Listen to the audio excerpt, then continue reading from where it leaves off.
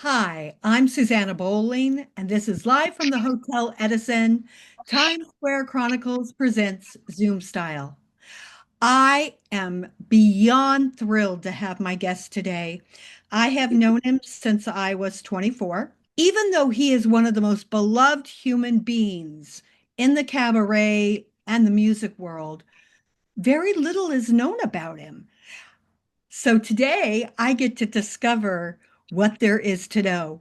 We're talking Sidney Myer. Sidney, I'm so thrilled to have you, like beyond thrilled. Thank you, darling. We go way back.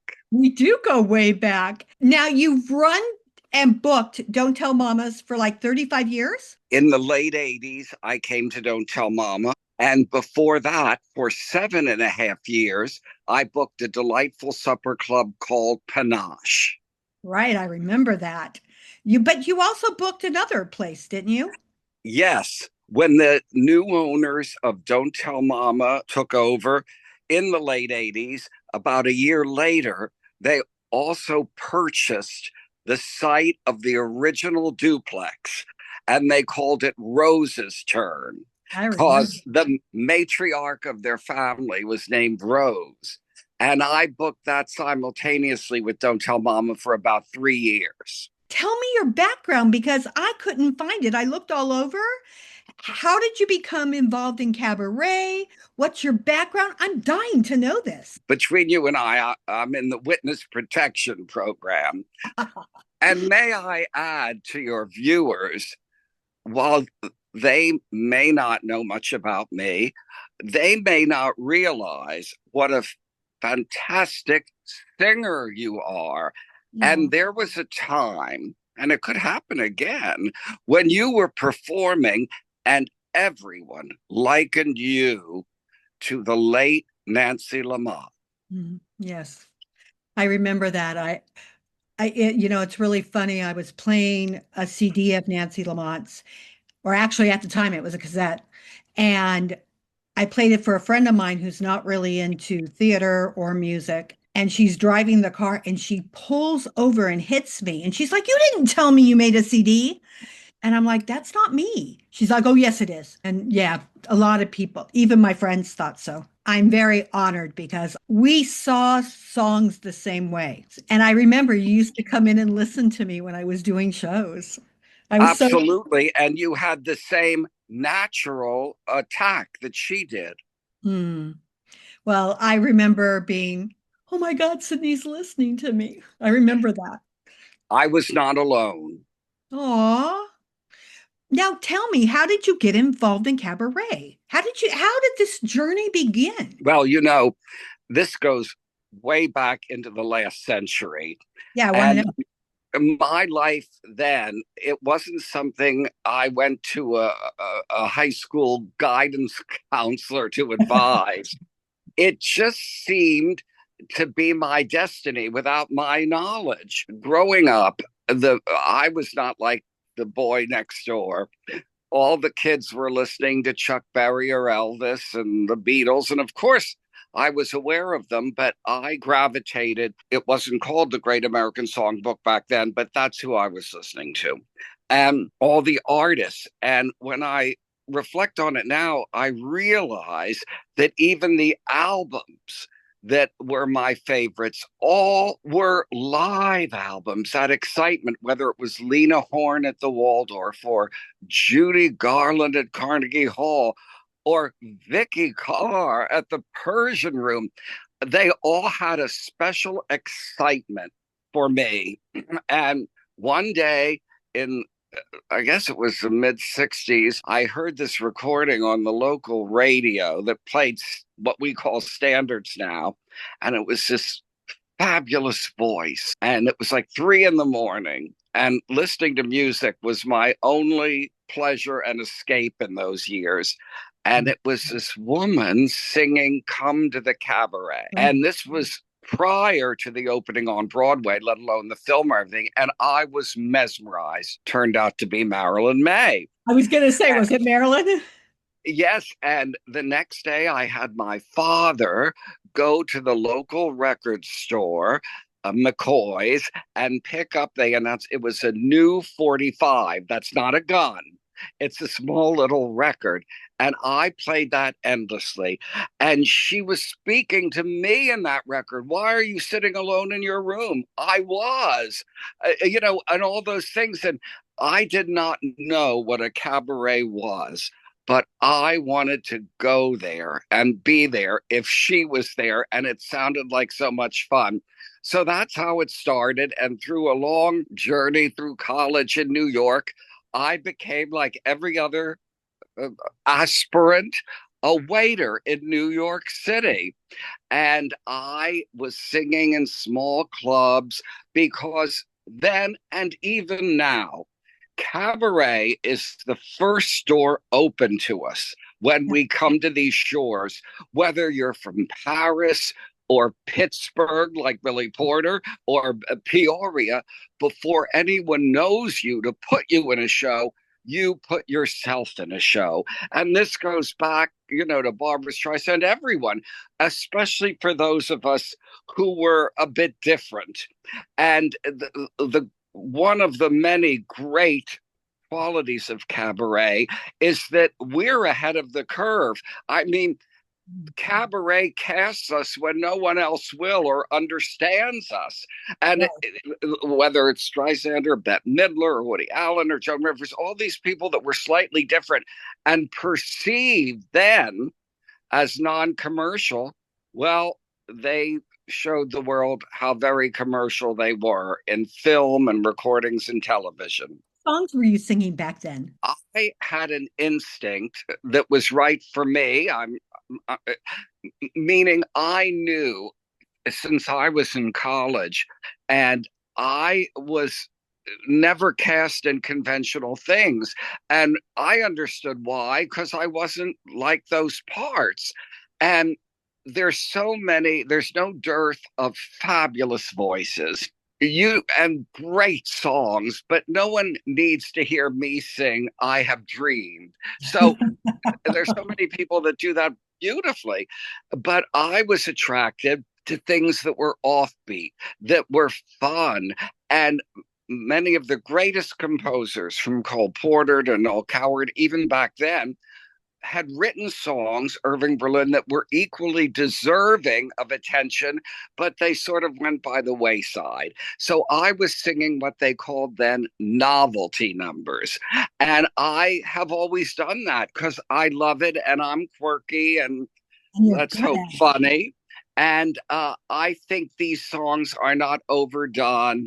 Or another trap that some great singers fall into is they sing songs as well as they sing them that are so indelibly identified with people, it's very hard to make your own stamp on it.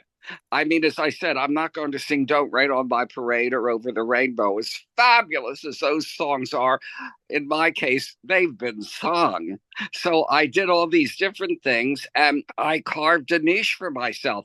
And I became a singing waiter, and one thing led to another. And the club I worked in, it wasn't like the piano bar singers today.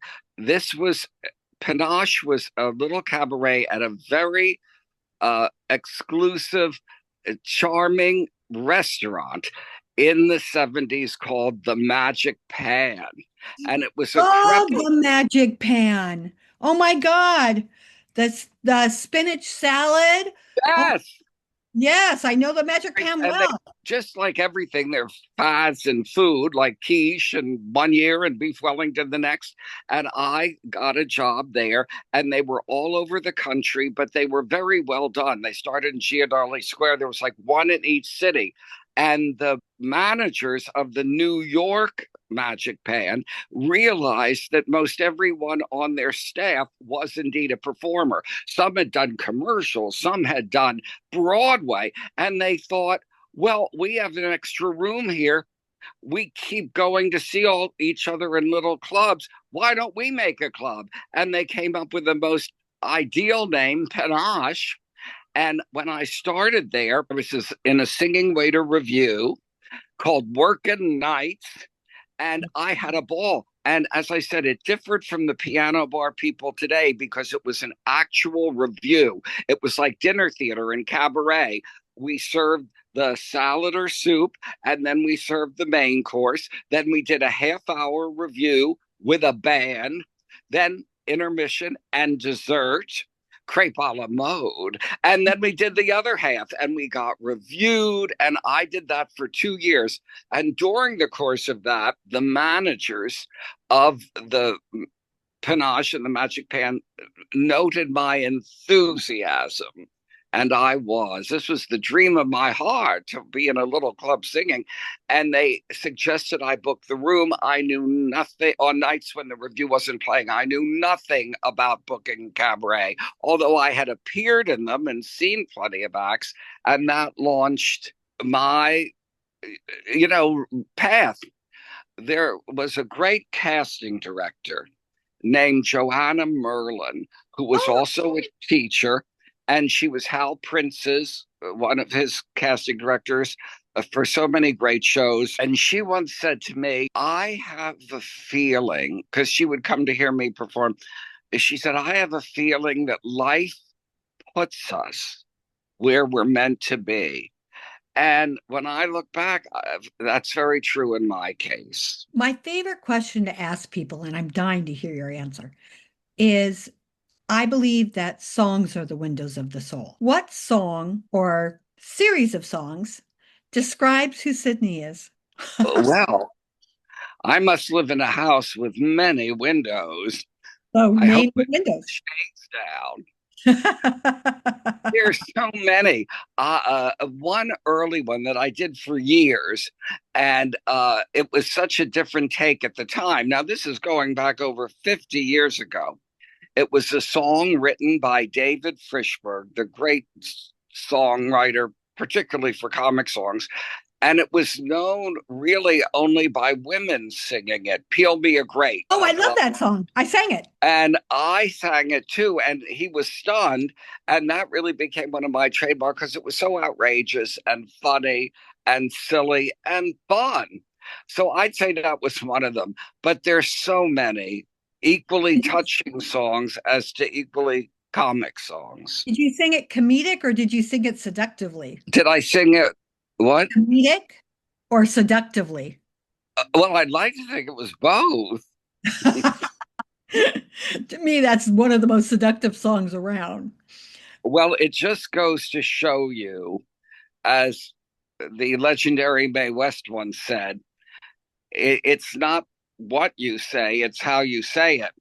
Because when you look back at her films from virtually 100 years ago, there was not one expletive, there was not one obscenity in any case, in any instant, or even anything remotely that way.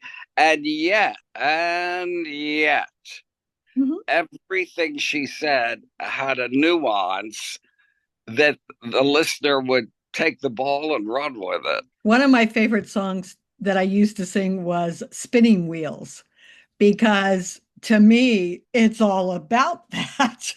And the lyric is very sedate, but if you put the emphasis on the right places, no longer. So, how did you get your comic timing? It's brilliant. Thank you. I think something like that, it just comes naturally.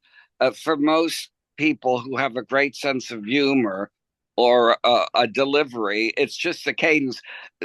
Through my life, people have always come up to me and said, "Do you really talk like that?" And I talk like that. It's so funny. On the Don't Tell Mama website, under the gallery segment of it, I do a small film welcoming people to Don't Tell Mama. And the great videographer, Michael Stever, filmed it and created it. And I'm talking about a brief history of the club and the people who play there. And so many people watch it just to get an idea of what's going on. Well, so many nights I'm walking through the piano bar and just talking to somebody, and somebody will come up behind me and say, that voice, I've heard that. You're that person. It's not a gimmick, it's me. Are you still doing Wicked songs? Oh, well, I'd like to say yes, No, because I love that review. That review was fabulous. yes. I do all so many things, and they're dear to me, and they make people so happy. I saw it. I saw the review with you and Caroline Montgomery. Yes, we had fun in the late Jay Rogers. Yes, yes, yes, yes. You talk about someone who was a comic wonder. He was one of a kind and brought people such joy and happiness. Now, I know that everyone doesn't want to say they have their favorite people, but of all the people that have played in the clubs that you've booked and managed, who were you the most happy to have announced and presented? That really is hard. The performers that I have booked are the closest thing that I will be to a parent. I know And that's what no, because I think I'm pretty much the oldest living person that books clubs. I'd like to say, well, I don't like to call myself old, even though that's the case. I'd like to say I have the gift of time. And what I have to say is so many people that came through those doors, and I booked people that were younger than eight and over 80. But whatever their chronological age, most of them were getting their first New York exposure and experience. And I can tell you multiple people, not just one, who have started in those back rooms at Mama's performing empanache and have gone on to win the Emmy, the Grammy, the Tony, the Oscar, and even a Pulitzer Prize. And they all began back at Don't Tell Mama. And just one little example, current events in 2016, this young fellow who was just dear, not really a performer himself, but a songwriter. And he wrote the book, music, and lyrics for an original musical. It was called Midnight at the Never Get. And Oh, I love that show. it played Don't Tell Mama, and it was a masterpiece. I'm not overstating it. And at the time, it won the Bistro Award and the Mac Award, which were Cabaret's Oscars. Well, that was 10 years ago, and he's gone out to Hollywood and been there for a decade and written for films and television. And this year, 2026, that young man, Mark Sonnenblick, won the Golden Globe, the Grammy Award, and the Oscar for writing the best original song, Golden. So you never know where everyone must start somewhere. And as I said, Cabaret is such a launching pad. But we knew from the beginning, I have many talents. I'm not psychic. I can't predict anyone's road. But if the stars align and people don't self sabotage, they can climb the highest mountain because there's so much talent out there. Magda's saying you should tell the story of a young girl that was at Don't Tell Mamas and you helped her pack to go to Hollywood. Oh, well, this is what a funny story. There was this young waitress it was even before, oh, well, it was while I was a waiter at the Magic Pan. And the Magic Pan, as I said, it was a very trendy restaurant back then. And there was a day crew and a night crew. And you started out like in the coat room and you started out working the door. And then you graduated to the lunch crew. And I was such a veteran even then. I was on the night crew. And as I said, we all went to each other's shows. Well, this young girl was studying at the neighborhood playhouse, a very simple. She was charming and lovely, and we she would come to see my shows back then in these little cabarets, and she was so her eyes went out on sticks, and she was like, "Oh my goodness, Sidney, these songs I never saw anything like it." She was from North Little Rock, Arkansas. Who knew about cabaret back in North Little Rock, Arkansas? Well, anyway, she graduated from the neighborhood playhouse and they have like a showcase for agents and everything. And she invited me and some of the other waiters, and she was darling. She did a monologue. It was adorable. And she was young, and she always looked to us like we were the experienced ones. We were the real people in show business. Well, anyway, one day on the way to work, I'm reading in Cindy Adams' column that Jack Nicholson, the biggest star back then, was in town auditioning leading ladies for his new film, and you couldn't get bigger than Jack Nicholson. And it mentioned many of the leading ladies of the day as possibilities: Jane Fonda, Dolly Parton, Diane Keating, and on. Well, this gal that we were working together, she had gotten an agent from that showcase she did for the neighborhood plus. And she was running out the door and she said, "Oh, my agent called me." And I said, "Agent? You have an agent?" Gulp. And she said, "Yes. And they're sending me out on this new film possibility." And I said, "I know all about that. I read Cindy Adams." Well, was she went to the agent's office and it was full of like Wilhelmina models and these beautiful gals and all these people who had representation. And at one point, after they had seen everybody, I mean, she was on the list, Jack Nicholson appeared in the doorway and he said, "Are you here for the film?" And she was, very sweet and shy. She's not done anything. And she said yes. And he invited her in to read. Well, they stayed hours and he sent out for pizza. And she told me all this the next day. And I was like, what? What are the odds? And we were working. And then 2 days later, she said, "Sidney, guess what? I'm going to Hollywood for a screen test." I said, "A screen test?" She said, "Yes, but there's a problem." And I said, "What's the problem?" She said, "Well, I don't have a suitcase." And I said, "We'll get you a suitcase. We'll get you a suitcase." So another waiter had the suitcase. This was like on a Friday, and she left to go to Hollywood. And that weekend, Sunday night, I'm working at the Magic Pan and doing everything, and the phone rings and we all pick it up. You know what I mean? Just we do everything. We hang the coats, and it was her. And I said, "Where are you?" And she said, "I'm in Hollywood." I said, "You're still there?" She said, "Yes." She said, "I'm in Warren Beatty's living room." I said, "What?"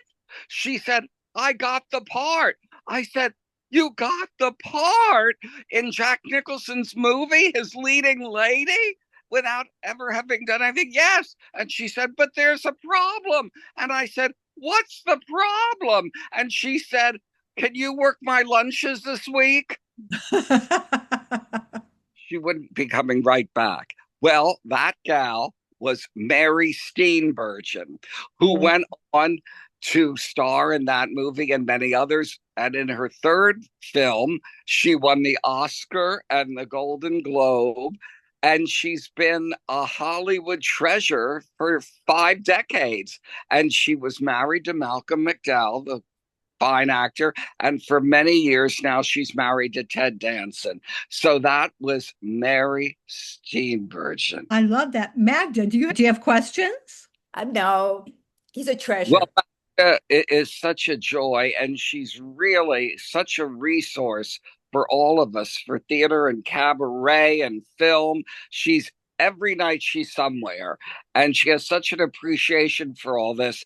And if you can ever get her speaking about the years she spent with the one and only Miss Peggy Lee, who Oh, I adored and saw for decades.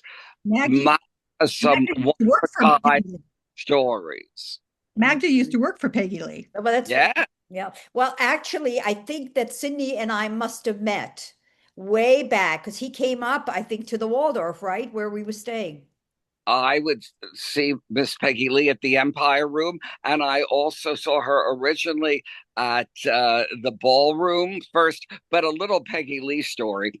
As I said, when I was living in this small town outside of Philadelphia growing up, and listening to all these artists that weren't, no child was listening to them.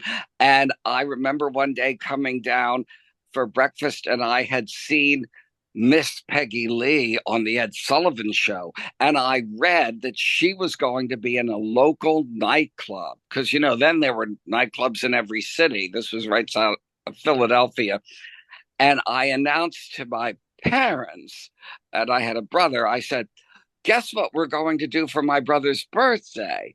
And they said, "What?" And I said, "We're going to see Miss Peggy Lee." And my mother, who was a very proper school teacher, said, "Peggy Lee is vulgar." And that was based on the fact that she would raise an eyebrow during fever or something. That was considered vulgar back then. I don't know what my sainted mother would have said about Madonna. But anyway, we went to see Miss Lee at the Latin Casino in Cherry Hill, New Jersey. And from the second she wafted on stage, draped in chiffon, I was mesmerized, and I stayed that way Miss Peggy Lee's entire life. And my mother, the school teacher, as we were leaving, I said, "Mom, what did you think of her? What did you think?" And she took a long pause, and grudgingly she said, "Well, she creates a certain mood." Did your brother like seeing Peggy Lee? Well, he endured it. I never queried him. I was just so grateful that we could celebrate his birthday on my terms. I love that version. You've been nominated for the Oscars of Cabaret and won Mac and um, the Bistro Award. Yes, yeah, going back to the 80s, right. It's a lot of fun to have this acknowledgement. Most cities don't even have a cabaret anymore. There was a time for decades in the last century when part of going out wherever anyone lived was to go to nightclubs. And that was, a joy, live entertainment. But the downside of the fact that we all have 1,000 channels now, even on our telephone, it keeps people inside, and they don't have that happiness of dressing up and going out on the town. That was always such a glorious aspect of living. You know what I mean? Nightclubs and That is such. that is my life. We were talking to a girl earlier, and she's mentioning all these people that are in TV and on YouTube, and I'm like, who are they? Because I'm in live theater almost every night of my life. So I don't really know what's on internets or TV, sometimes not even film. Um, so I have a different world than most people do, and it's very strange. Um, you're being honored though on, is it June 16th? The 15th. The 15th. Talk about being honored. Well, this wonderful group called the American Popular Song Society, who presents programs for years, and Linda Amiel Burns is the president, and they present regularly cabaret talks and lectures and acts. Every year they salute someone, and through the years, the last few years, they've honored Marilyn May, Leroy Reams, and Maltby and Shire, for instance. And this year, so very touched that they chose me, and they have an evening at the very popular club, The Cutting Room. And I'm just, I'm so moved that they considered me. Aw. You also did a play this year that I heard.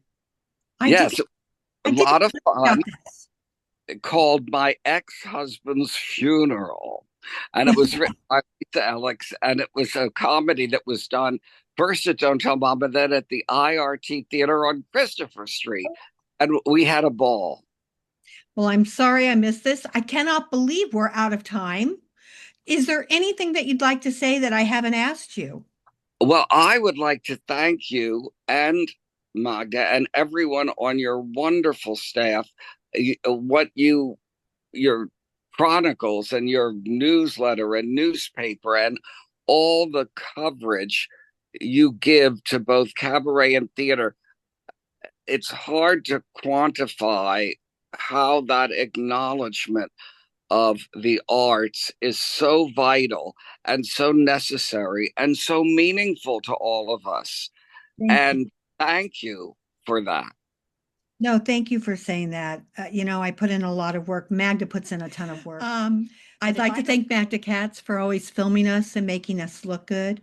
I'd like to thank Romel Gopez and the Hotel Edison because he puts up our podcasts on his hotel TV screens. We're still very much a part of them. And I'm Susanna Bowling. This has been live from the Hotel Edison. Times Square Chronicles presents Zoom Style.